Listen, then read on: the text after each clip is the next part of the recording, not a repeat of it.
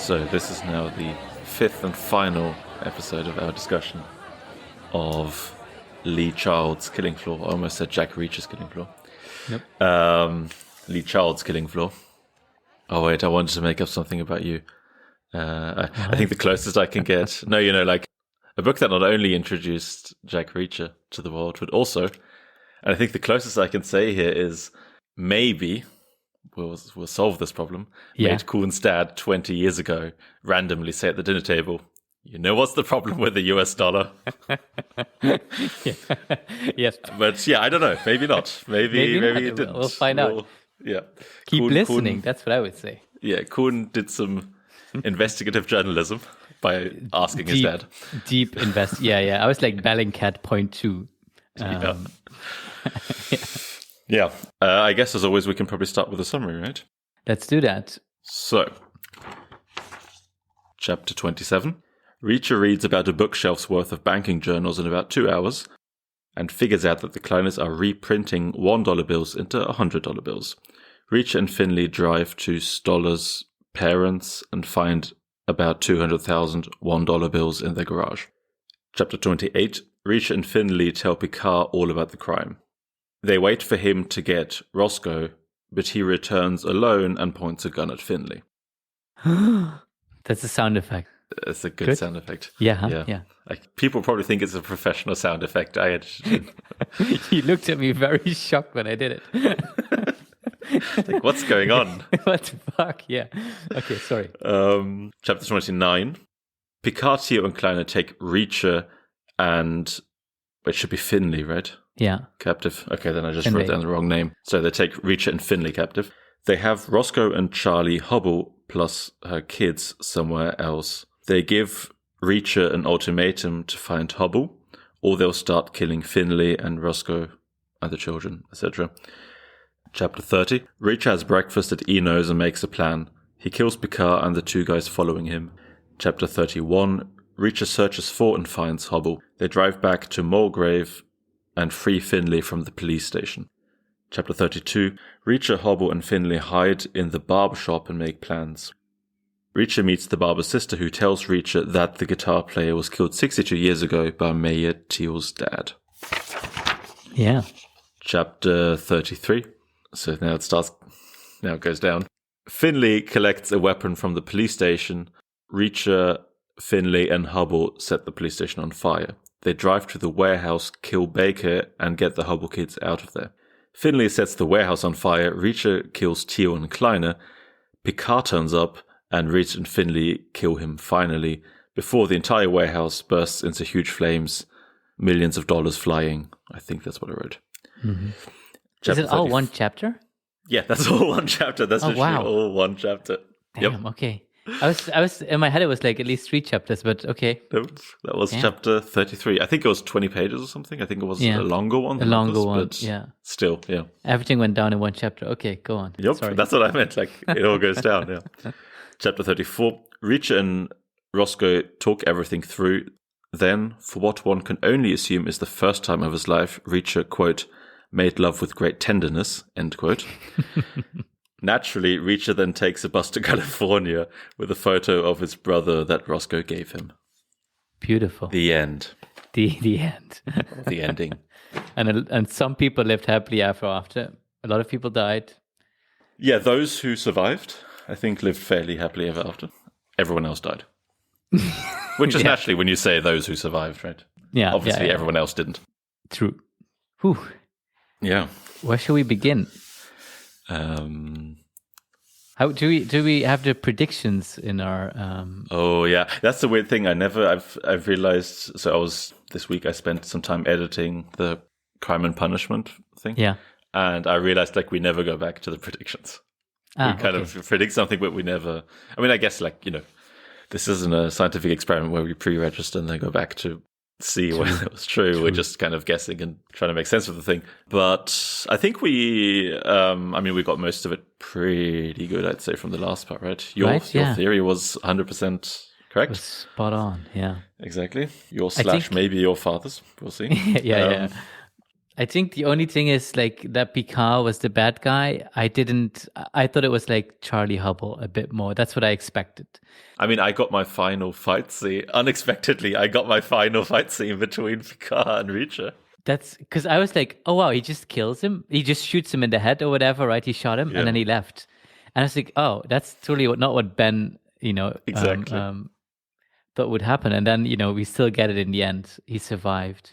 Yeah. So I guess, I mean, I if I remember correctly, I wasn't super confident that I mean, we didn't really know. We thought like someone has to have said something, but we didn't know which of the three. Yeah, there's still one person who's the mole or whatever, right? Yeah, exactly. Yeah. If I remember correctly, I didn't have any. I don't think I particularly singled out Picard. Okay, I thought so. Okay, I could. Or did I? I mean, I was still hoping for but I'm not sure how much I thought it was going to happen. Okay. But yeah, I can't remember. Maybe I did. Doesn't matter. It doesn't matter if I'm wrong. If I was correct, then I obviously predicted it all along. Yeah, true.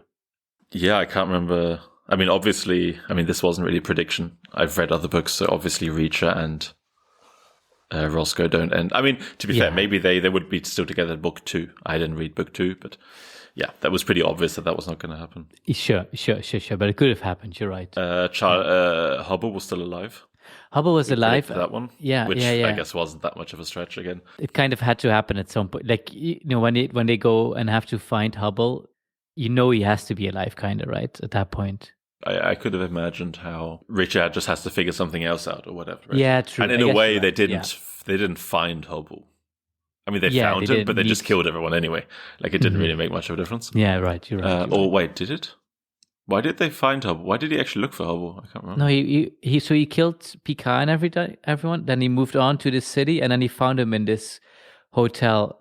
Yeah, but why? Right? I can't remember. Like, why didn't he just go and kill everyone? Because, like, he killed them anyway, right? Like, it's not like he showed them Hubble and then... Yeah, that's right. I mean, I think he might have needed Hubble for information or something like that. I can't remember. Yeah, I'd imagine, but I think he knew where the warehouse was. Yeah. And I guess they got a third person to just get the kids out of there. But yeah, and get Hubble to like ram the police station with his Bentley. Oh, yeah. Which, that was a bit weird. But also, that guy took a hell of a beating going into 3, like, driving against a wall, basically, in a row. Yeah, it makes you wonder, right? I mean, I guess those old Bentleys, they were heavy and made out of, like, I don't know, like steel or aluminum, but they didn't have, like, the best safety. I mean, you have mass behind if you collide into another car. For that, it's great. But if you're fighting a wall... yeah. Walls in general are a bit tougher. They tend to win. Yeah. But, well. I mean, it's still a book, right? Yeah. I mean, I had another point that some stuff which I thought was just... So some stuff was unrealistic, I thought, in a who cares way, and some stuff was unrealistic in a slightly disappointing way. Okay. So give me your stuff.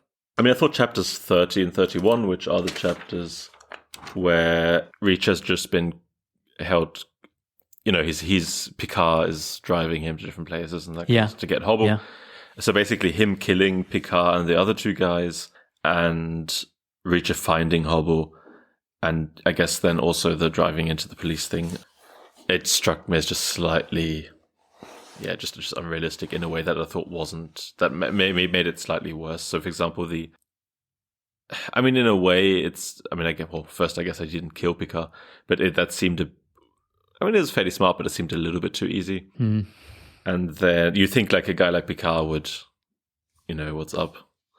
Like he'd take whatever precaution was. Then again, maybe, Picard trusted Reacher because he figured like, well, what's he going to do? Like he has to give me safe. So maybe he just trusted him too much. But then the other thing, this was something I found quite funny in chapter 30. So they're having this massive gunfight with this big gun, right? This Desert Eagle, big, whatever it's called, that huge gun, and all these people on the street are just going, "Yay, free money!" Whilst these guys are just shooting each other in the background. But it's America; they might be used to it. Yes, whatever. Yeah, whatever. It's some dollar bills. Yeah, but I thought that was like, I thought that was a bit. Especially this was supposed to be the big gun that was made so much noise and that kind of stuff. And you're right. Yeah. I didn't think about it like that. Just people running around like, woohoo, money. Yeah. I guess that's right. And then also him finding Hubble.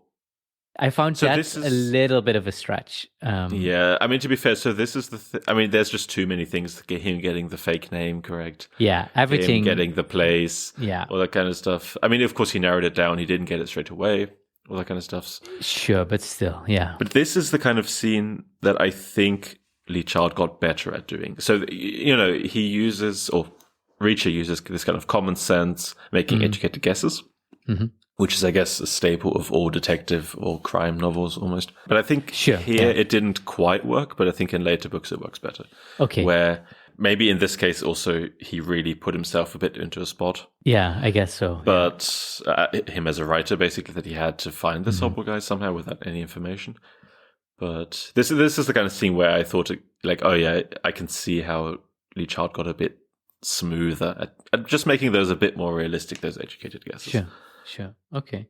Yeah, and then I mean, you know, the ending is of course just huge and bombastic but in a glorious way. I didn't mind that was unrealistic. Yeah, no, it kind of has to be. Yeah, or like has to be, but yeah. Yeah, that was. Yeah, I had no problem with that being unrealistic, but. Yeah, I guess bombastic is the right word for this. I mean, and that's I think. You know, everything happens in the last chapter or in this one chapter, which is kind of funny, right? Because the whole conclusion kind of happened, and then you're kind of done with it almost, right? Then it's the last chapter. Yeah, I just found it so funny because it seemed to go so very fast. But I guess that's just any general action flick or novel. And I guess that's how you make it work, right? Yeah, I guess so. I guess lots of stuff happened before, but I think that's kind of I would imagine the aim, right? You try and get like everything into the end. Everything built into this one climax. Yeah, I guess so. Yeah, and then it just, you release all the tension basically in one. Yeah, I guess so, yeah. Okay, do you have more? I mean, that was just like the one point about unrealistic stuff. I don't know, do you want to? I have like a few other points about completely different things. Okay, so I have, I can like latch into that. I looked up to Desert Eagle. Yeah, my work browsing history has gotten just a little bit worse. Because I literally looked up Desert Eagle in American currency. Okay. Yeah, so if some men will come by at the office, you know why. The Desert Eagle. So I was kind of confused why, or like, because when he's with Picard and the two guys who follow him, Reacher shoots off the guy's leg with the Desert Eagle, right? He blows off his leg. And I was like, can that happen? So I Googled. Wait, was it literally blows off, or was it more like... Yeah, I think so. I think he just like made it not functional. I think he said he literally blew it off below the knee. Okay. So I looked up, can a Desert Eagle blow off a limb? God, Koen. The great people... I mean, I feel like whoever's watching your search history at some point is just going to go, you know what? Just let him. This is interesting. I want to know what he searches for next. Yeah. They have like bets in their office at the NSA. Exactly. Like, what do you think he's going to do this today? It's like, I don't know. He's so unpredictable. I mean, he has to do something about animals soon, but yeah. We should check like the betting sites whether there's anything on there yet. True. Yeah. Let's have a look. So, anyways, the Desert Eagle is not going to blow off limbs. That's what I found on Quora. There was a guy who said asked that question. Yeah, no, yeah, a lot of people like also like in response to this book, or no, just general. People are very interested in the Desert Eagle. I can also tell you it comes in a gold edition with 24 karat gold. I guess plated. That's pretty good. Yeah, and there was also a guy who asked if you get shot in the head with it, will you die? And then people agreed, yes, you will die if you get shot in the head. Yeah, with a very large weapon, you'll die. Yeah. So he was like, okay, satisfied. I have a little. That's good. So yeah, but I think also, especially in the hands and the limbs, it will just blow a hole. I think the hole will be bigger in your body because there's more expansion that can go on inside your body from the bullet, something like that. I don't know. Somehow that makes vague sense to me, but I don't know why. Yeah, same. And then if you want to buy a Desert Eagle, it will cost you about $800 to like $1,500. That's not that much. No, right?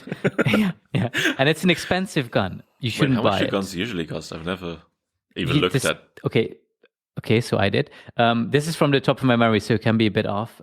Standard issue police guns are like $600-700.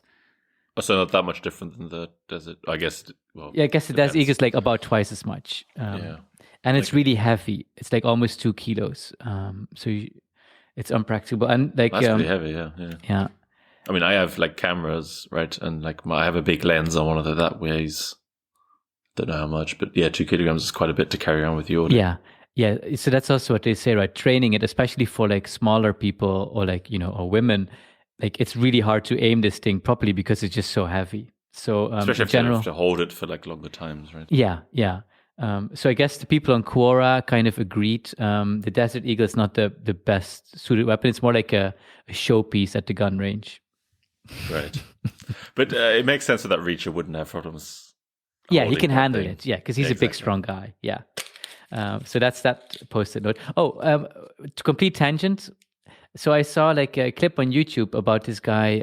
He's playing the Punisher in on like this series. The film? Or... Yeah, no, it's a series. Okay.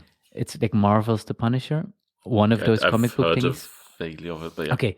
And I looked him up because I was like, oh, he's a big, strong, like tall, muscly guy, right? Is he like 1.75 meters or something? 180, which is like not tall. And it was so funny because he looks very tall and strong. And then, so he's fighting, other tiny people. I'm taller. That's exactly what Lee Child said, right? Yeah, exactly. All the actors that's are tiny. That's the thing. Because he looks like, I think he's like the stereotypical, I think, what's his name? John. I looked him up like yesterday, John Berntal or something like that. Good to know, yeah. And he looks big and tall and strong, and he probably is very strong. He's big at least, or like, muscular. But yeah, 180. So not, I would say like average height at best. In at least Germany or Netherlands, yeah. Dutch are a little bit taller. 182 or what? Yeah. 83. Okay, sorry, that was my tangent. Desert Eagle will not blow off your leg. Okay, that's good. But so just about the height of actors, I mean, like when you think about like who are like some of the tough actors, right? Like one of the first names is Jason Statham, right? But he was also was he like a junior Olympic diver? Yeah. If you're a diver, you're not tall. You're very tiny, basically, right? If you do anything that's gymnastics or flipping, right? You're by definition tiny. If he was good at that thing, he can't be taller than 1.75 meters or something. Right? That's true. I don't know how tall he is, but he can't be. Jason Statham, 178. Okay, so I guess he can be taller than 175. Yeah, but maybe that's why he never made it to the actual Olympics. I don't know. It's probably it. Just too big. Too big. But that's what I mean, right? He's like one of the tough guys, and he's below average height. Yeah. That's what I mean. Maybe not in the UK. I don't know, but actually. So when I was like doing my exhaustive research, they recasted Jack Reacher for a series now as well. Yeah. I forgot the name of the guy. I didn't know him. Is he taller than 1.70 meters? Actually, I didn't look this up. I'm going to look this up now. Oh God, the first name is Jim Chad, which is a great name for someone to play Reacher. I don't know whether this is the correct one though. Oh, no, that guy is also pretty old. I think this is something else. Oh, no. Jack Reacher. No, this might be it after all. Yeah, Chief Morrison. Yeah, I think they're actually making the first. Oh, they're making Killing Floor. So there's a guy called Alan Richson. Yeah, that could be it. That could be Richson. He looks vaguely tough. Oh, yeah, he's 6'2", 1.88 meters. Okay. Getting there. Okay. Yeah, they're getting taller. Anyway. Actually, let me finish the weapons department. I also looked up the blackjack or the sap because I was kind of skeptical of a blackjack. Like this. So the blackjack was this weapon Reacher used to kill the Kleiner kid and the henchman. Kind of club thing that. Well, he didn't kill the Kleiner kid with it, right? He drowned. No. He just made them unconscious. Yeah. By hitting on the back of the head. Yeah. The thing is like, what is it? Like 15 centimeters long, something like that, or like let's say between 15 and like 30, whatever. And it's like kind of a spring with a heavy lead end, or that's the blackjack, and then the sap is more like a leather pouch with a heavy lead ending. Okay. 15 centimeters long, and I was really curious if you can really like damage. I mean, someone. Sure, right? If you're a boxer, you can just hit someone in the face and hit them unconscious, right? Well, actually, you can. But actually, I also so I went on a complete tangent, of course. There's also weighted gloves for knocking people out easier. Anyway, so the sap and the blackjack are sorry, they're very just a random piece of information in case anyone's curious. Yeah, I'm very no. I think why people not buy these gloves? Do they make them so they look normal? Yeah. And then, but they're weighted. So you protect your own hand from fracture, right? If you had like skull. But also it adds kinetic, energy. Yeah. But the sap and the blackjack, very dangerous, can break bones. Like they can fracture your skull. Yeah, okay, so. Cops stopped using them at some point. Now they shoot them. I get it. Yeah. It's way more effective. Yeah. Okay, sorry. That's my tangent on so fact that was checks. correct then. I would say so. Yeah, I would say the Desert Eagle was slightly exaggerated, maybe, but the blackjack was, full on the money. Yeah, I mean, I once I can't remember when, why, or what it was, but I saw some sort of interview with Lee Child, and I think he said something like, I do research for this, and I get experts to help me with this, but there's always someone who complains about something. Yeah. I think once he said literally he literally went to like a guns expert or whatever and confirmed something, and then someone wrote him in like, this is wrong. You don't know what you're talking about. Of course. Yeah, of course. Yeah. Of course. But you Googled for 5 minutes, so you're basically an expert. Yeah. No, but that's how it is. I'm sorry, Mr. Child. Anyway, the book. Shall I say then, on a more positive note, one of the best sentences to summarize, I think, the appeal of the Jack Reacher books. Just to set the scene very briefly, I think he's talking to Hubble. Yeah, he just found Hubble or whatever, and I guess he told him what they had to do or something like that. Yeah. And Hubble's like, oh, fuck, here we go. Like, I'm not prepared for this. But yeah, Reacher just told him all this stuff. And then, so here's the quote from the book. The first word is he, referring to Hubble. He nodded again. He had crashed through the barrier. He had stopped worrying and started relaxing. He was up on that plateau where you just did whatever needed doing. I knew that place. I lived there. And I think that's a big part of the appeal of Reacher. That you have this guy who's just in the zone and kind of ready all the time. Sure. And also, what I mentioned this to you like a while ago when I read other Jack Reacher books. What I find really interesting is that he has this almost like meditative monk-like quality where he doesn't worry about things. Sure. Like there's another book that I read, and he wants to get from A to B, and he's in the middle of the forest basically with like some country road going through it. Yeah. And he just goes, okay, I'm just going to walk now. So he walks and puts his thumb out. There's no thought of like, oh, I'm going to be hungry, I'm going to be thirsty, what I'm going to do. He's just, okay, I'm here. This is what I'm doing. Yeah. And I think that's a big part. And no matter what the situation, right? Whether he's somewhere dropped off in the middle of the woods, whether he's fighting 3 people, or whether he's just drinking coffee or whatever. Sure. Yeah. He's just in the zone. And I think that's I think when I read the other books, I realized like I need more of that in my life. Like I need in to your be personal more. life. Yeah, just personally. Like I'm too much thinking about the future and worrying about stuff, and not enough just this is what it is. Yeah. Yeah. End of thought, basically, right? Yeah. Yeah, it's living in the moment. Isn't that almost what do we call this? Mindfulness?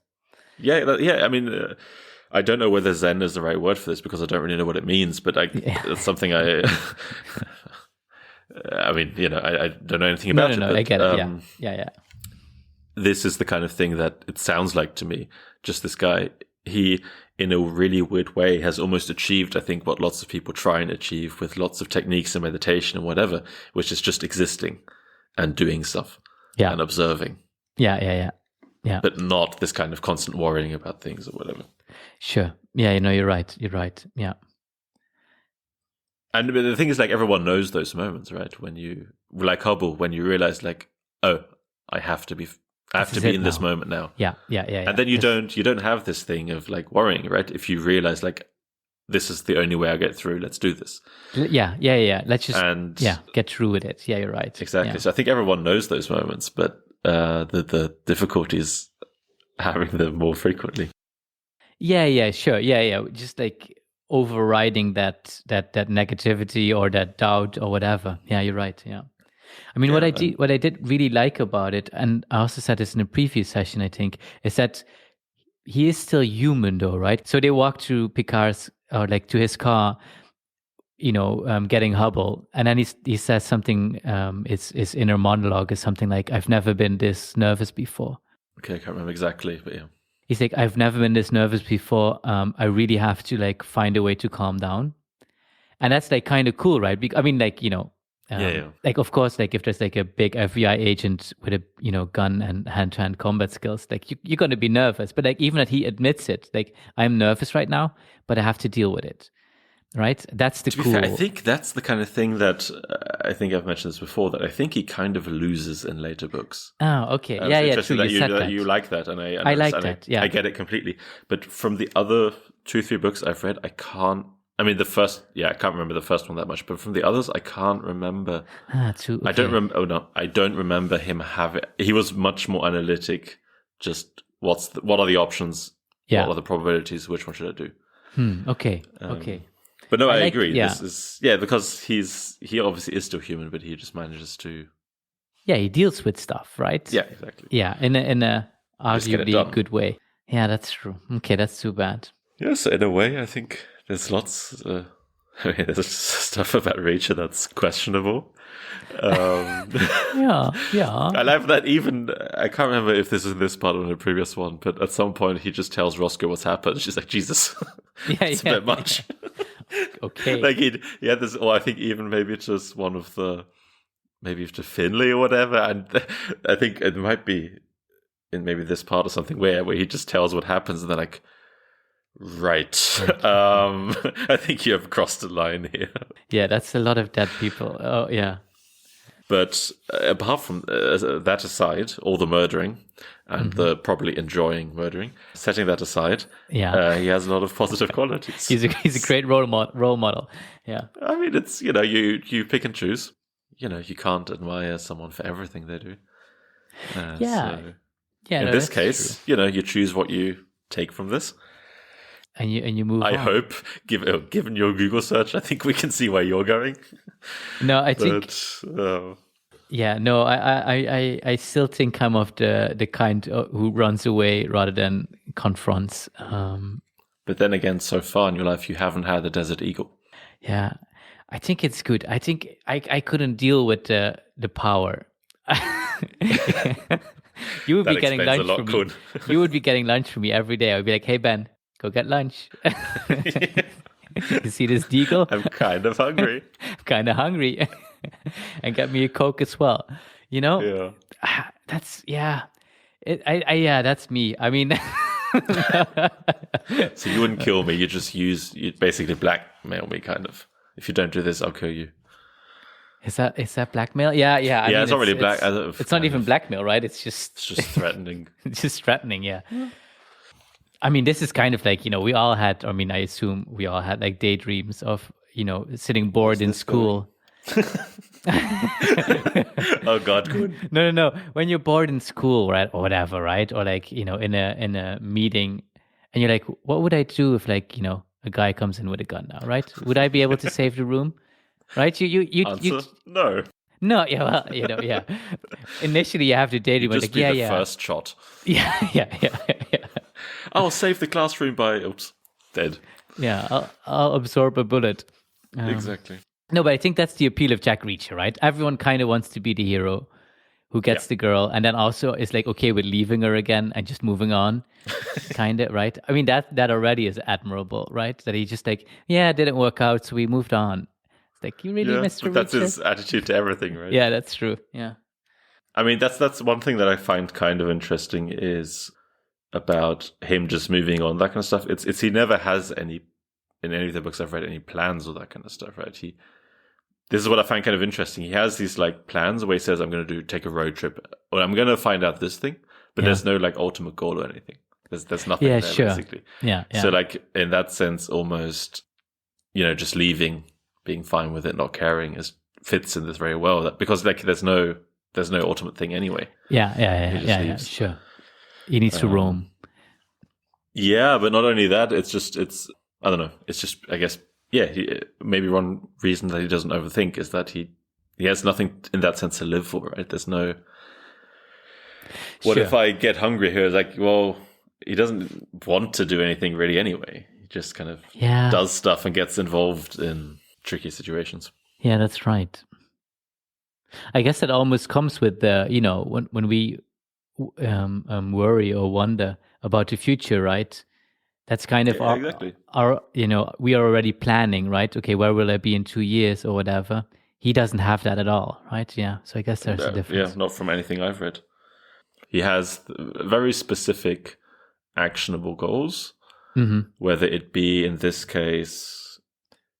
Well, I can't remember exactly. He went to that town because of that musician, I think. Yeah. I think that was a reason. Yeah. But I don't know. But I think I don't know whether he actually specifically went there or he just went by and realized, like, oh, I'm close to that place. I'll go there. Yeah, I'll get off. Yeah, I think that was but there was no, like, ultimate, as far as I can tell. I mean, I don't know. This is kind of interesting because this is also the first. I'm assuming the books are largely chronological or somewhat. So this is probably one of the first books where he's really out of the military. And assuming there he did have maybe a bit more of a normal goal life or whatever. Yeah. Yeah, something. Whereas, I mean, military is very rhythm driven, even, right? I mean, you get up at 6:30, whatever. You make your bed, do your things, go back to bed. But so this is in a way almost when he almost should be the most, not goal driven, but having the most plans. Whereas, in later books, it's been 15 years and he's only been doing this stuff. Yeah. But no, I agree. Of course, this is a massive fantasy. What if you could just deal with every situation? Yeah, and yeah, exactly. It's not even about, like, violence or like being the hero. It's just like he's not worried because I think also has the confidence that he can deal with whatever happens. Yeah, exactly. Yeah, and that's why we like these stories, right? We like this person who can take control over his life. It takes away a bit of the worry about life, right? This real randomness to it, right? That we're all subject to. What do you mean by that? By real or let's say you can never, like, when you have like a flat tire or whatever, right? You can never. That always happens at an inconvenient, far away from any gas station or any town. Like, Richo would just be like, oh well, I'll wait. I'll wait, to that place, like, because like the inflatable tire, the replacement tire will be gone, of course, and he will just be like, okay, whatever, I'll walk, or I'll use a hand signal. Anyway. Yeah, something like that. And that's something that, even that mundane stuff, that's something that, if I happen to be in that situation, I'd be like, oh fuck, what do I do? I mean, I contrast this with me having a major breakdown of a minor psychological breakdown when I'm programming every time. Yeah. It's just so stupid. Like, and then I think having these kind of examples, even if they're fictional, of just deal with the situation rather than whining and moaning and bitching is, I think, a healthy contrast. Yeah. I guess in that way, it's like also could be a healthy role model, within air quotes, not for the killing people, but for the, I guess dealing. We've been talking about the same thing now. Yeah, exactly. I have, but maybe not now. I have another set of facts, like my last set of facts, in case you're curious. I can also tell later you. Or now? We can do it now, whatever you want. Okay, hit me with some facts, Koen. Okay, well, I'll start with a question. Okay, listen to this, Ben. That's not a fact, Koen. Listen to this, Ben, and then you'll see what a professional I have become in 5 episodes podcasting. Okay. Ben. Yes, Koen. Do you know what a puncheon is? A punch.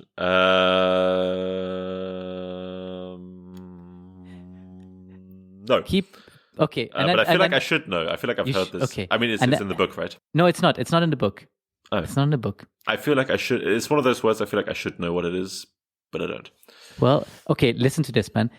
Keep listening. After the ads, we'll reveal it. and now you run ads? I don't have... Cool, no one wants to sponsor this. I need money. Okay. Okay, sorry.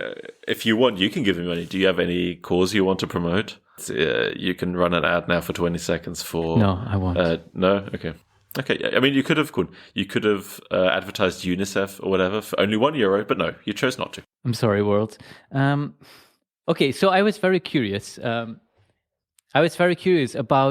the stack of $1 bills they had in the warehouse. Yes. Right?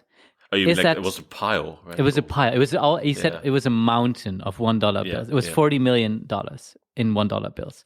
And I was curious, will 40 million $1 bills, or dollar bills, I guess, will they form a mountain? Right? That's my question. So I started to DuckDuckGo.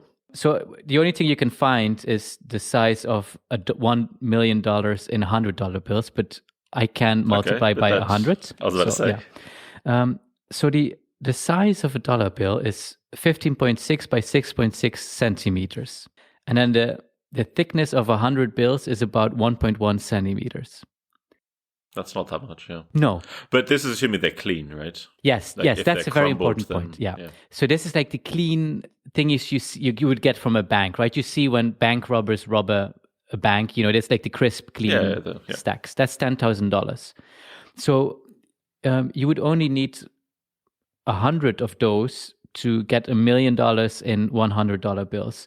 Oh, that's a suitcase, basically, right? Which is a suitcase, yeah, exactly. Yeah, okay. That's or like the volume of about 11.3 liters. That's okay. A volume, right? Just so we can kind of... Yeah, that's really not that much, yeah. Yeah. Well, if we do it times 100... Like a small bucket is 30 liters, right? Yeah. Yeah. I mean, of course, the bills will not fit in there, because they have their shape. But yeah, it's not that much. Yeah, it's a small volume. suitcase, yeah. Yeah. If we multiply by 100, of course, it's 1,130 liters, which gets, you multiply it times 100. Yeah. Right? 1,130 liters. And then a bathtub is about 75 to 170 liters. So, you need like, let's say, 10, 15 bathtubs to fill this. That's quite a lot, actually. Sorry, how much are we talking about now? We're talking about $100 million in $100 bills, or $1 million in $1 bills is a volume of 1,100 liters. So 10 to 15 bathtubs, you said? Yeah, because a bathtub is only 75 liters. I thought it was more. Yeah, actually, I think there's... Oh, no. Okay, so we keep going. So 1 meter cubed, that's 1,000 liters. So let's say that's about our crisp, clean dollar bills. Right, it's a little bit more than a meter cubed because 1,100 liters. So $40 million in crisp, clean dollar bills is 45,200 cubic. Oh no, shit! I messed this up. Did I mess this up? I did let's this. Let's try to not embarrass ourselves here completely. Wait, so let's, but also not spend too much time on this. Koen, how many bathtubs? That's the question. Okay, I don't have bathtubs. I can tell you how many puncheons. A puncheon is a wine barrel. It's a wine barrel. Koen, my frame of reference is always a bathtub when it comes to volume. Okay, I don't have bathtubs. I have oil barrels. How many oil barrels do you think is about? I don't know how much an oil barrel is. Yeah, me neither. You put it in a calculator. There's calculators online. Okay. 283. Okay, how big is a barrel though? Without knowing that. 45,000 liters divided by 283, which is like 200 liters. 200 liters. You know what's funny? Like we're talking and I'm not at all doing any maths in my head as we're talking. Like I'm literally just listening, going, okay, and I'm literally not even remembering half the numbers. So I guess I just have to trust you on this. Trust me. Okay. So it was like, I mean, I did this like right before we started, so it was very quick. So and you're drunk, yeah, okay. So well, I have to get in the mood. So it's 90 wine barrel. It's weird that a wine barrel is bigger than an oil barrel. It's a big wine barrel. Yeah. Okay. Sorry. But then to maybe make this a bit easier. So can it form a mountain? Suitcase is basically $1 million in $100 bills. Yes. Right? Yes. Okay. So we need 100 suitcases is $1 million in. So we need 4,000. Right, because it's 40 million, not 1 million. So yes, 40. Exactly. So 4,000. Yeah, I mean that's. Yeah. I mean, to be fair, I think I imagined it bigger, but then again, they're not like clean, and they're probably not lying smoothly on top of each other. That's the whole thing, right? They're not crisp. Between. Yeah. So let's say maybe they take up like twice the space. Then it's it gets. I think a standard 20-foot container, as you know, as we all know, just your standard 20-foot container is almost 34 square meters, cubic meters. Excuse me. So it's like let's say 1.5 standard containers of crisp bills. Yeah, I'm probably messing up the mathematics really, really hard here. Nah, they're bigger than that, right? Wait, a container, like 35 square meter, what do you say, cube meters? I mean, that's like basically 10 by 3 by 1 meter, right? Is that right? That seems too small. Well, no, because it's 20 foot, which is 6 meters, right? Is it only 6 meters long? Well, 20 foot is 6 meters, right? It's a standard 20-foot container. 20 isn't 20. No, it's fine. I just assumed it was longer. We're messing this up. I shouldn't have gone here. And also, I think we are still reaching the conclusion that, makes sense. I would say it's a big pile. It's a big pile. It's not a mountain. It's a big pile. Of course, it's not a mountain, Koen. It's in a warehouse. Mr. Child wrote It's a metaphor. I don't deal with metaphors. Did you look up like the definition of a mountain? Like, that's these 500 meters high or 1,000 meters high or something. Liar. It has a roof, Koen. There's a roof above it. Like, of course, it's not a mountain. Well, okay. But no, I appreciate the efforts you put into this. Yeah. Oh, okay. Last of my thingies of my, because this is not working out. Wait, this is one of the facts you're hitting me with, right? Yeah, I'm hitting you with another fact because I was wondering, can you even get 40 million $1 bills, right? How many are in circulation on a given time? Right. You know, right? So like, okay, the average lifespan of a $1 bill is 5.8 years, which is quite little. There's 11.7 billion $1 bills in circulation. Okay, so 40 million is actually, a speck, like how do you call it? it's not that much, yeah. Not that much, yeah. So it's possible. So basically, what we're saying is, yeah, could be. Good job, Mr. Child. Cool. And you did this before Google, precise I think. Calculation. Yeah, no. This was when? Okay, I think Google was founded in 1995, right?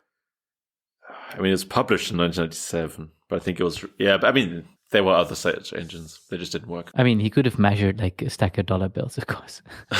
Yeah. Or he could have, and obviously everyone knows how big a standard container is. So that's all. If once you know that, you know your bathtub, you know your puncheon.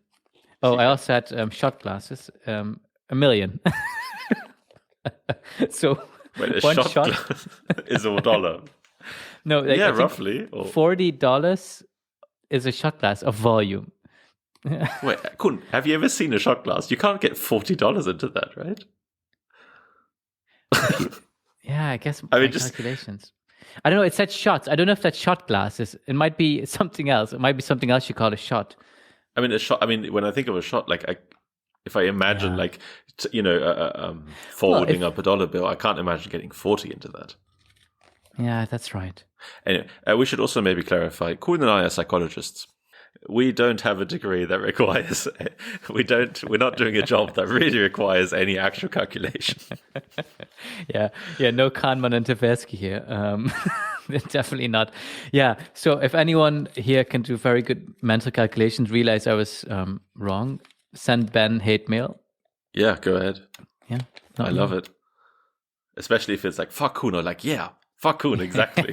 No. You can't send me hate mail. They send me the hate mail about you. That's what I mean.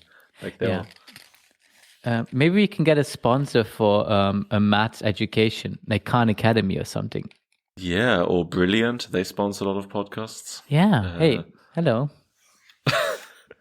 Could you realize they only hear this once it's published? There could be this could be one of those word problems you have in math where you're like, sir, who buys 40 watermelons, right? Yes. And then you're like, decliners. Yeah, like imagine, that would be a great math problem. Like imagine you have 200 bathtubs and you try to fill them with dollar bills. Yeah. Crisp dollar bills. Yeah. Anyway, shall we move on? Sorry. I'm very sorry. That was an incredible long tangent. I'll not edit anything. This has to be. We're documenting something here. I'm not sure what, but it's important for history that people remember this moment. You're welcome, history. So I have basically one point about the book, then one question more general about what you made of this discussion, and reading this book in this other way, which is maybe like the last thing we can talk about. Sure. So the question is, when do you want to reveal The big reveal. I think I'm ready to do it. Are you ready? Some point Okay, soon. so cool. Yeah. Did your father, in the late 90s or whatever, one day randomly bang his fist on the table and say, Koen, you know what the problem is with the dollar? Yes. Damn currency. Yeah. Did he or did he not? Okay, so I talked to my dad. I was like, Dad, did you ever read the Jack Reacher Do you know book? what And the problem is with the US dollar? what's the fucking problem, Dad? You never answered. You just asked. Yeah. He did confide in me that he did indeed read almost all the Jack Reacher books, or like he's read a lot of them. Yeah. He didn't remember telling me specifically that there's an issue with the American dollar. But I think the odds of me, like a la Sherlock Holmes, like reducing this whole book plot, or me remembering some vague facts that I learned in the early 2000s, I think it points towards my dad telling me, spoiling this book for me about 20 years ago. So I'll go with that. That's the answer I wanted to hear. Yeah. It would have been so disappointing if your dad said, "Who's Jack Reacher?" Yeah. No, he read a lot of them apparently. So yeah, it worked. It worked for him. He impressed his 9-year-old son one day with a random fact. Yeah, no, I don't know, but so he said that's one of the few series he actually followed for at least for a couple of years. So yeah. So now you're finally making him proud. Yeah, exactly. Or trying at least. Exactly. Yeah. Yeah. Do you think he's going to listen to this? He's now played a major part in this and the last episode. I feel like he's almost the third co-host. He is almost, right. I should have had a voice recording of him.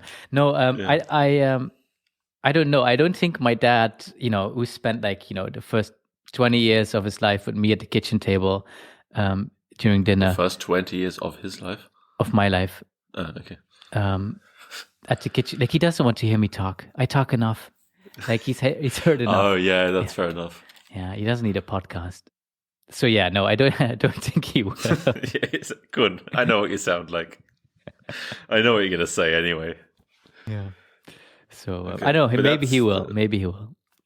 It's just slightly disappointing that he doesn't remember this one bonding moment from your childhood.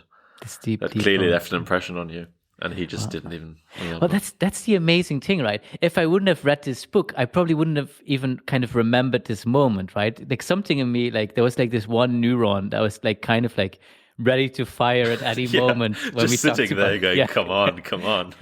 Give me US currency, give me US, and then it happened. So that's kind of cool. So I guess it's that's what this podcast has given me.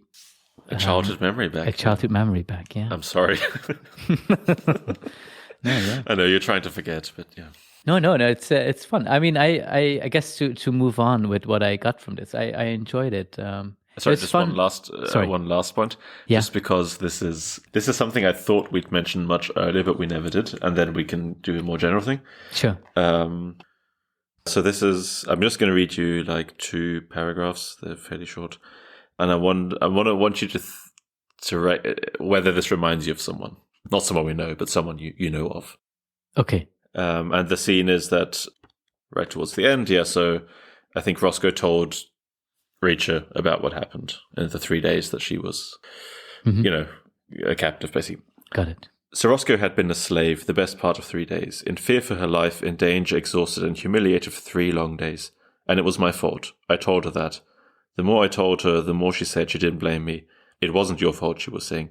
I'm sorry, I was saying. Don't be, she was telling me. We listened to each other. We accepted what was being said, but I still thought it was my fault. Wasn't 100% sure she didn't think so too, despite what she was saying. We didn't fall out about it, but it was the first faint sign of a problem between us. Actually, I'm going to cut out the second paragraph, the first paragraph. Okay.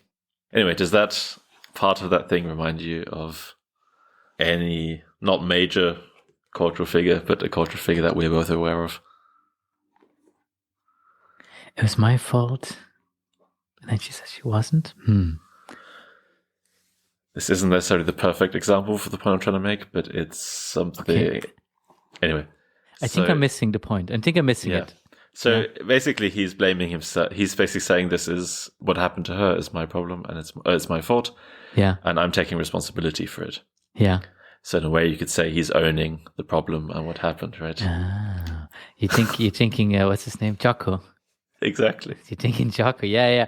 I mean, this is, if anyone would be like the stereotype Jack Reacher, right? It would be like this Jocko kind of like who deals with stuff. So we're talking about Jocko Willink, who is a retired Navy SEAL or whatever. And his whole thing is extreme ownership, taking responsibility for everything that happened. True. And anyway, so this was just like one small part of it. But in general, I feel like I've read a few books of these, and I find it really hard not to imagine someone who looks exactly like Jocko. Oh, really? Okay. Yeah. I mean, Jocko is smaller. He's also like 1.80 m or something, I think.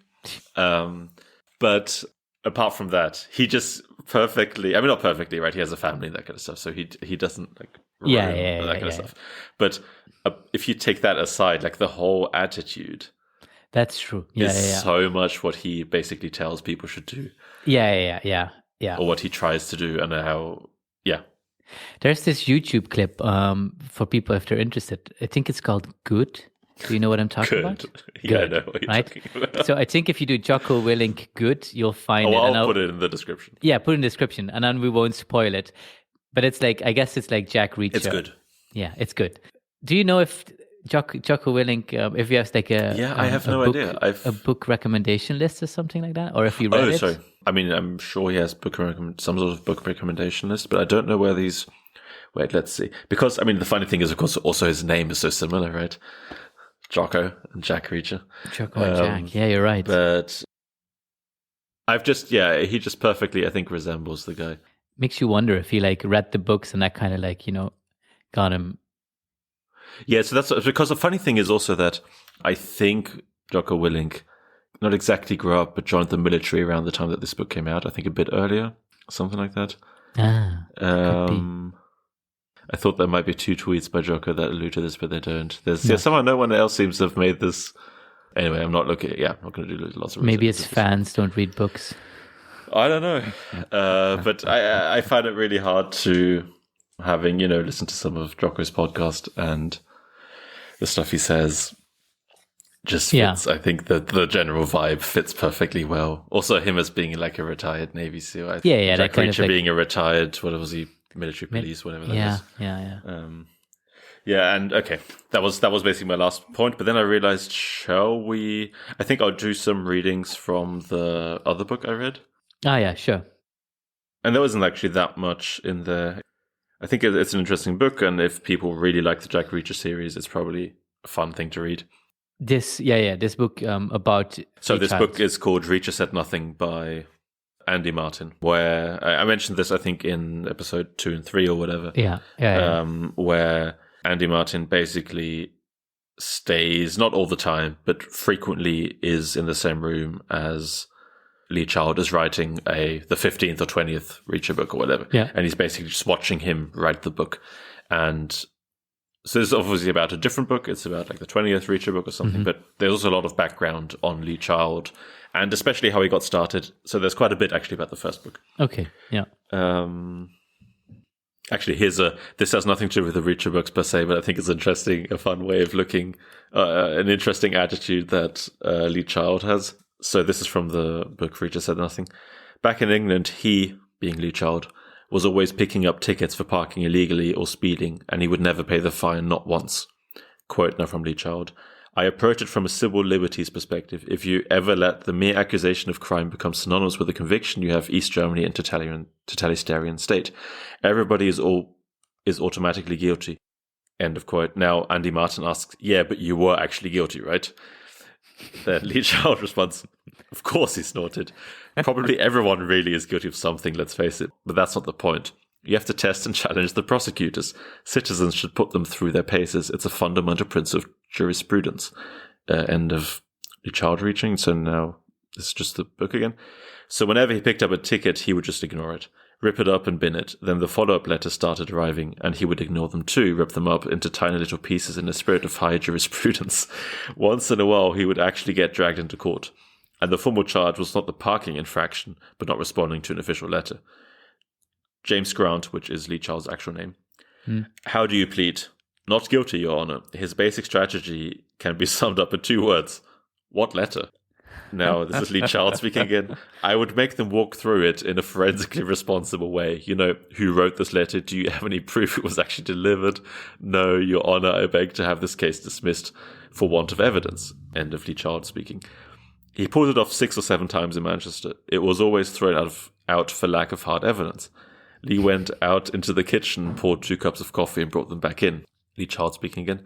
After that, I decided to up the ante a little. I started appealing for expenses.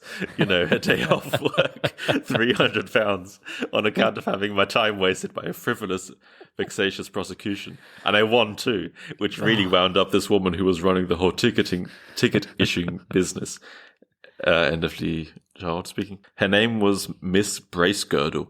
The next time Mr. James Grant was up before the bench, she brought her entire office staff along with her, reinforcements, to demonstrate the existence of the letter and make the charge stick.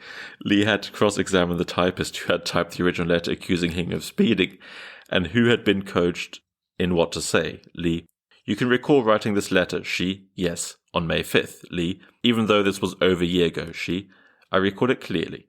Lee: so you'll remember what day of the week it was. She: how do you expect me to remember that? It was over a year ago. Oops. Case dismissed.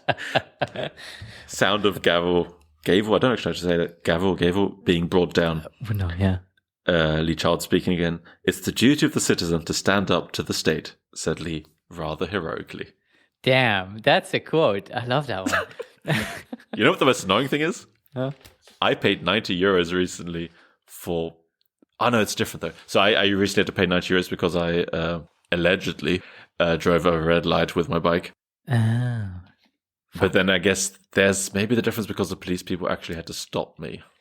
They saw you do it. And there were 2 of them, yeah. Yeah. Whereas the speeding thing is maybe an automated thing. It's an automated thing. Yeah, I think there's a difference there. Although there's an interesting thing, though, because when I got the letter that I had...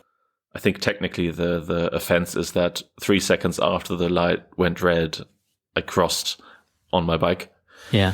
The crossing. So I got this letter and there was an error in it.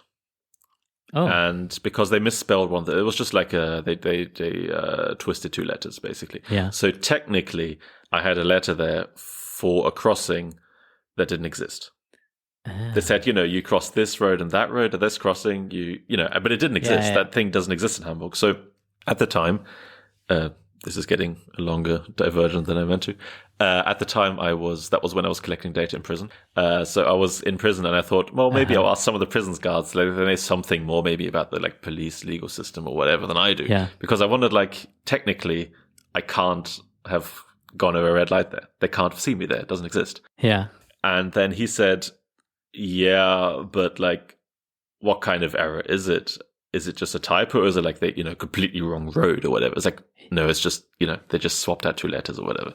And it's yeah, if you appeal that, though, you might, if you're unlucky, they'll drag you into dragging it out or whatever. But when I read that, I thought, fuck, I could have done should have tried it.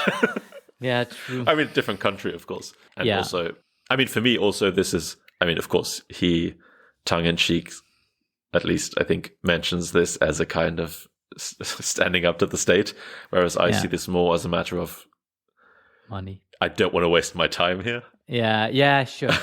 And I did, again, with that one, I couldn't complain because not only did I cross a red light, the police then drove behind me and I crossed another red light as they were stopping me. So technically they could have given me 2 tickets. So I felt fair enough. But yeah. That's sad. But I mean, I think it kind of shows there might be a bit of Reacher in Lee Child, who goes and fights the bad guys, if we agree that the state is a bad guy. Or the big guy, I guess. But yeah, so that's a bit more about Lee Child. So he was as a kid, he beat up other kids, and as an adult, he speeded through, I don't know, wherever he lived, Manchester, not paying any fines. Yeah, exactly. What an asshole.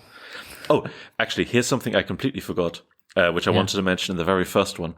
Literally the day we recorded the first discussion of the first, 7 chapters or whatever it was. Yeah. on The Guardian, there was an article with a headline, "I could never date someone who liked Jack Reacher." Yeah, I saw it as well. Did you see that too? Yeah. Yeah.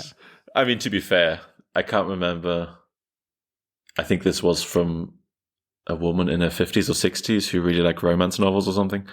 So I feel like, we probably didn't have that much in common anyway. But I found that funny that literally the day we recorded the first one, there was this thing. There was this thing. Yeah, I saw that as well. Yeah. There was this thing that if you have reads in your Tinder profile or in your dating profile, you're like 20% more likely to get dates or something like that. I think it was something like that. I think the article was about a dating website specifically about literary interests or something, which seemed a bit... Okay. Like, you don't want to date someone who's that into books. Yeah. I think it was literally like a dating website that set itself up by like matching people according to the books they liked or something like that. Okay. Anyway, if I find it, I'll put it in the description. So this is, I think, an interesting point about maybe, if I'd read this in the first one, this maybe would have been almost more interesting. But there's an interesting thing about Reacher being very popular and also not. And here's a somewhat lengthy quote or general discussion about this. So this is again from the book, Reacher Said Nothing. There was a paradox about the Reacher novels. They were immensely popular, published in the millions around the world, with a fan roster that included Antonio Fraser, Malcolm Gladwell, Kate Atkinson, and Haruki Murakami. They were also immensely unpopular among certain readers of Julian Barnes and Jonathan Franzen, were frowned upon by Harold Pinter, and elicited frosty nose-wrinkling from such as Edward Docks, whoever that is. Now I had the impression maybe a faint thought was sitting in. For example, a Cambridge postgrad trying to set up some interdisciplinary seminar series on work in progress had wondered aloud if Lee and I could be interested in participating. This is a quote. Reacher remains a little outside the pale, Lee said. Continuing, there are barriers. You can see it from their point of view. They need an exclusion principle. I'm too low-falutin for them. End of quote by Lee. It was an axis that stretched, as Lee put it, from the Radio Times to the Sunday Times. Colin Dexter and Morse had broken through, thanks to Oxford and the opera. Then, when Dexter stopped writing, it was Ian Rankin and Rebus. They were the anointed ones. The axis had permission to read them. Reacher remained a guilty pleasure, something you only indulged in behind closed doors. When Reacher came up on some literary panel show on Radio 4, one of the, quote, artsy woman panelists, quote, introduced her comments by saying, quote, I would never have thought of picking up this book if not for the show, end quote. It was sheer naked prejudice, but to her surprise, she liked it. Oh. And there's another story in here about where Andy Martin is in the subway or something in London or New York or wherever. Yeah. And someone has I think it's Don DeLillo's Underworld or something, the cover. Andy Martin saw him one day and thought, okay, he's reading that book. The next day he saw him, but he was sitting next to him and he realized that the cover was, the serious book, but inside was a Reacher novel. Wow. Yeah. Oh, wow. Is it that much of a guilty pleasure? I mean, I guess it's like the kind of not cheap, like cheap thriller books you get at a train station or whatever, right? Like it's that kind of book, right? Is it like Pulp Fiction? But not. I mean, I think it's a good example of. I think it's a very good example of Pulp Fiction. Okay. I mean, I've read like some books like the kind of Pulp Fiction that's written quickly, and often they're very bad. But I think this is.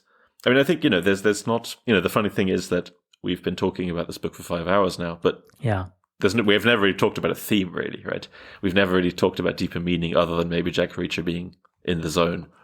Sure. It's always been plot, right? It's like what happens next, what happens to this person, all that kind of stuff. When we discussed Crime and Punishment, it was much, there's this whole discussion about is it sometimes should you be allowed to kill someone or not?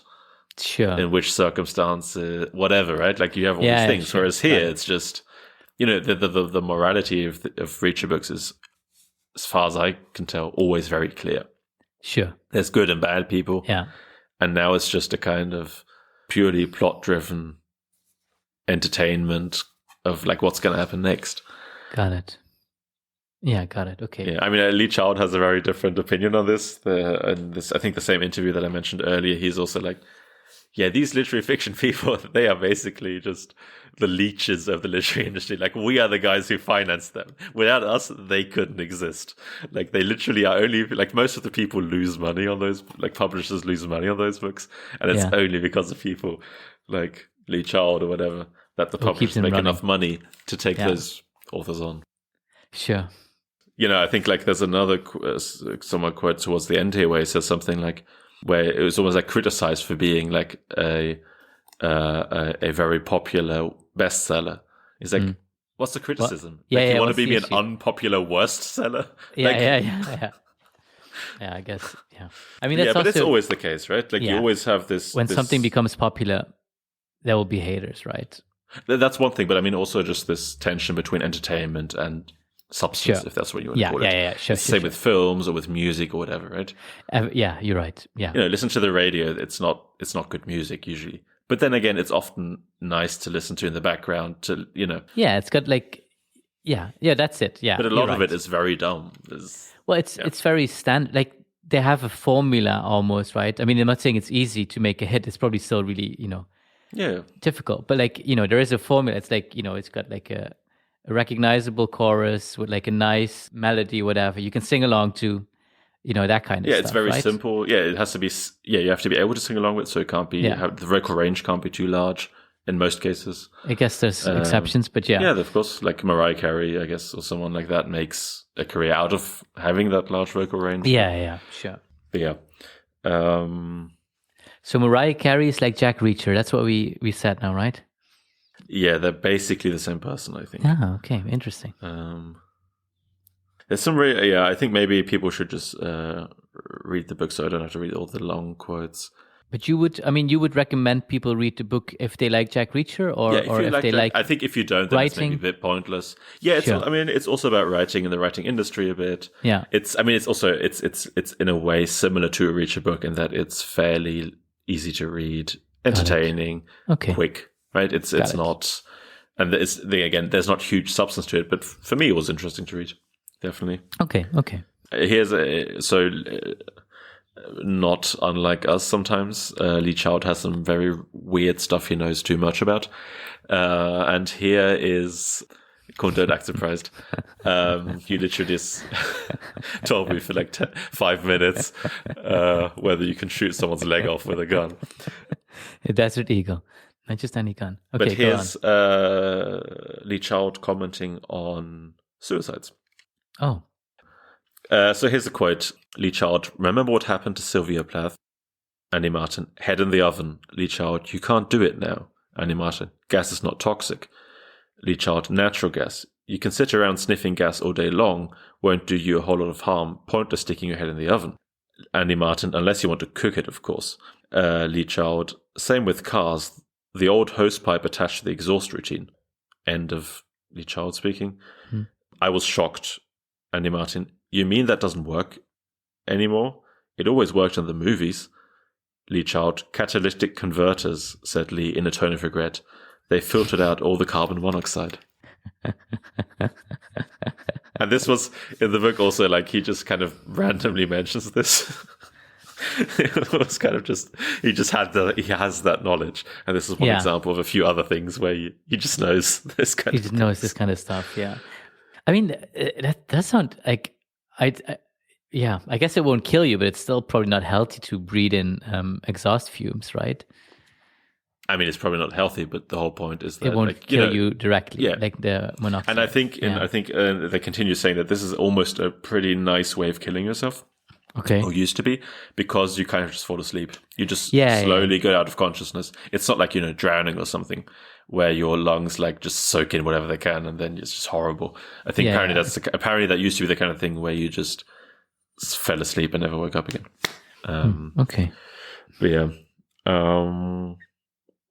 Maybe we shouldn't have done maybe we shouldn't have done a suicide thing after 5 hours of us talking.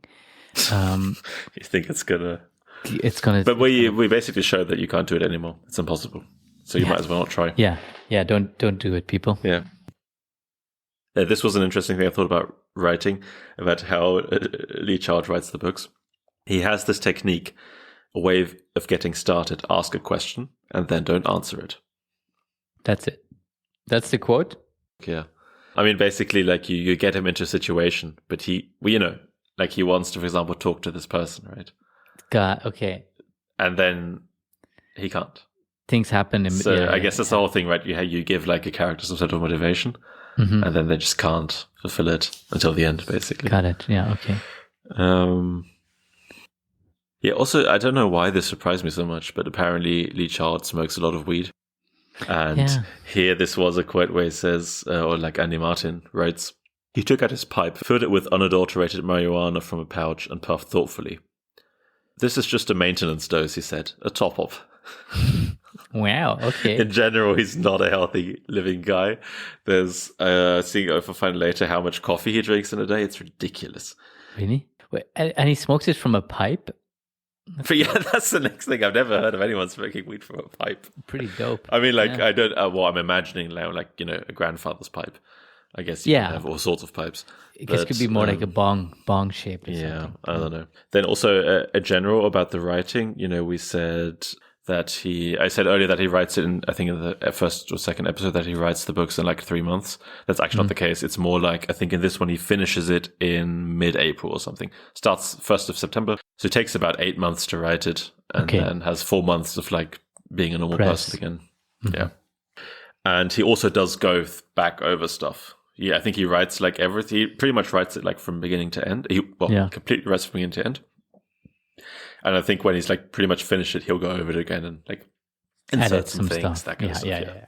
Okay, makes sense. But yeah, so here's one writing day, which I think was more towards the ends. Total number of words in the day, 2,173. Total mugs of coffee, 19 total. Jesus. Camels, being the cigarettes, 26. No texts, no calls. Damn. So that's how you write a good book. You drink 19 cups of coffee. Jesus fucking Christ. I think a packet of cigarette. I don't know how many is in one. Yeah, I think it's like 1920. Sounds like about a packet. Damn. It had taken him 222 days to write from beginning. So basically, it's more than I said initially. And he sticks to like regular working days, just like 8 hours a day, or... I think more or less. Anyway, this is the last quote I had from the book. Okay. I think if you're interested in the books, in the Reacher books, I think it's a fun little read about how this thing is made. It's like a behind the scenes kind of thing. Sure. And there's lots of more quotes, but I'm not going to read them all out now because some of them I think are more relevant to very specific people or take too long to set up. Yeah, sure. Yeah. So I guess this is now the ending, right? We're coming to an end. How was your first? I don't know whether you've done something like this before, but I hadn't done before I started doing this for my podcast. No. How was your book club experience without insulting me? Well, I mean, I assume you've cut out all my insults towards you. You'll be cutting those out. There were plenty. I'll copy them and just paste them in randomly. Yeah, exactly. It's a different experience, right? I think it really depends also on the book you're doing. I think Reacher, we could have done it in less sessions, maybe, and gotten like as much out of it. I think maybe like the 100 pages per book could have been. For this, because there's no subplot basically in here. Yeah. Kind of like this, it's less to discuss almost. Yeah, but I mean, I thought it was fun. It was fun for me to like kind of have like a natural break in there, right? Break in what? In my reading, because right, yeah, right. So and also like having to reflect because I have to like talk about it a little bit. Yeah, no. So I thought it was kind of fun. Yeah, I mean, I always find the 2 times I've done it that there's probably no book I'll know as well as the books I've read for this book club. Right? Probably you really get, especially because I also write the summaries, which doesn't take a lot of time, but just forces you to think about it once or twice more than you usually do. Yeah. Normally, you just move on. Yeah, exactly. And now I have to remember the names of people because otherwise my summary is going to be all over the place. Sure. Yeah. So one thing I mean, you know this, like quite parallel, right before we did the Reacher, I started reading the June books, and I basically raced through the first 3. I think I did a book a week, or even less. Yeah, I think like a book a week on average. for the first 3. Which are like 500 pages also something, right? Yeah, like ish. I think like plus probably. Yeah, I think the second one, the Messiah, is a bit shorter, but the rest are all like 500 plus. And now I was wondering, like, do I know these books as well? You know, because I think they're like a lot more dense, you know, and there's a lot more underlying themes and everything. Do I know them as well as Reach, or like, you know, because I went through them so fast, like, did I just like, did I absorb anything or just like use it? So yeah, I don't know. I guess I will never know. But I think the answer's, I mean, it should be fairly clear, right? Probably yes. Yeah. Yeah, I mean, I think this is probably an unusual book to do for this book club in a way. Yeah. And I mean, part of also why I chose this one fairly early on is also, you know, we did Crime and Punishment the first time. I'm going to have like individual book discussions about Brave New World soon. And lots of other, like, you know, highbrow books or whatever. I think it's important to not just, you know, to also have this kind of stuff in there. Yeah. In part because it reflects also what I read. I occasionally it's fairly regular, but not super frequent. We'll read these kind of books. The interesting thing I think here is also that the language, for example, of the Reacher books is unique. And it has its own style, less so in this than in others. And later, he really has a different language, a different way of writing sentences and that kind of stuff. And it can often seem like Lee Chow just doesn't know how to write. Like, it can often seem like he's just a poor writer. But I think when you actually I mean, that's the interesting thing about the other book, this Reacher Said Nothing. You realize how much thought actually goes into each sentence. Sure. And how, you know, especially with Pulp Fiction, there's all these people who basically published first drafts and, you know, never looked over it, and it's just terrible. Sure. But here he actually, you know, you see him in the beginning really going over certain words and what the implications of the words are and that kind of stuff. And so I think it's, you know, even though it's this kind of entertainment book or whatever, I think, yeah, I mean, that's what I find interesting in general. Like, even if you want to do something that maybe isn't supposed to be the greatest thing ever, it's basically as much work. Yeah. Sure. I don't know, maybe not exactly, but... No, yeah, but I mean, to put out quality work, you still need to put in time, right? Yeah, I mean, I think, like, one thing that's clear from this is, even if you don't like this kind of book, or even if you think the writing style is bad, or it's unrealistic or whatever, like... It's good plotted, right? It's well plotted. Like the action points, there's always something happening. Yeah. It all connects in the end pretty much. Sure. Yeah, and that's just a different difficulty, I guess, than writing fancy books that have deep meaning, whatever that is. Yeah, I guess that's also just a question, right? It's also what the public kind of ascribes to it, right? We could probably like read into Jack Reacher, like, oh, you know, the new police station. I don't know. Yeah, I guess maybe not. But you could, the one thing I think that you can really read into this is what I mentioned earlier, the one thing about him being in the moment and that kind of stuff. I think there's a lot, like if everyone was more like that, you know, people would have much less far fewer problems, just because you're so much in the zone and you're probably like it's something as I said earlier, I wish I had more of this kind of calm, collected. I'll deal with this. I'll figure it out. Don't need to worry about it. Yeah, probably. Yeah. And that's why I read all the books, and I'm still not as cool. It's not working, Koen. I'm so sorry, Ben. Yeah, we'll make a... I'm also still shorter. That didn't work either than Reacher. What's going on? Damn. I don't know. I'm still not as tall as him. I'm not far, but there's still some... 2 inches or whatever that I'm missing. I mean, I thought you looked good in heels. You know, I know I wasn't supposed to see this and everything, but I thought you looked great. I was in the office, to be fair. Someone was going to find out sooner or later anyway. Yeah. But you just used the office because the mirrors are so good, right? In your office, yeah, exactly. Well, just imagine me in heels. It'd be so tall. Especially the bigger your feet are, the more lift you can get on it, right? Yeah, exactly. That'd be like 2 meters tall. Sturdy heels. And you'd probably like bang into every door frame with your head. I mean, in the office I already do, right? Oh, you do? Okay. Yeah. I mean, I don't. I duck. I don't literally bang into every door every time I walk. Yeah, no. Yeah. You do. Yeah. He's smart enough to duck people. Usually.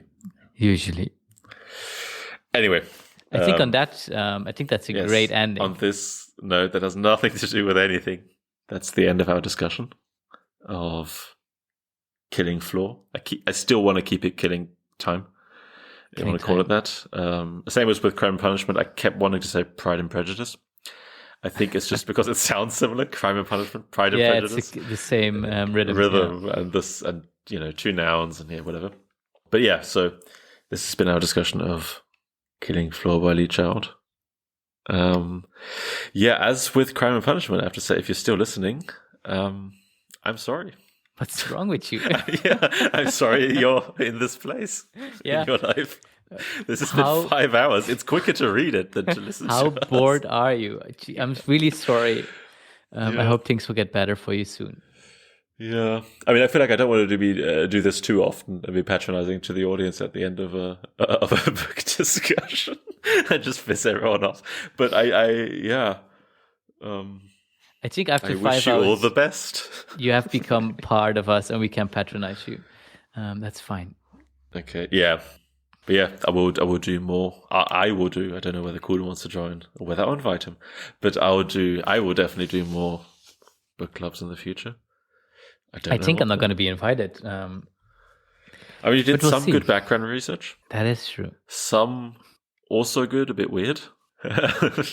I did that in the beginning to keep the people listening, Ben. I'm a professional. Yeah. They're like, what is Koen going to Google next? Yeah. And then I let them wait for like session 3 and 4. And with 5, I come back, I deliver. Exactly. Yeah. Anyway, enough delivering. Enough delivering. Bye. Bye. Thank you.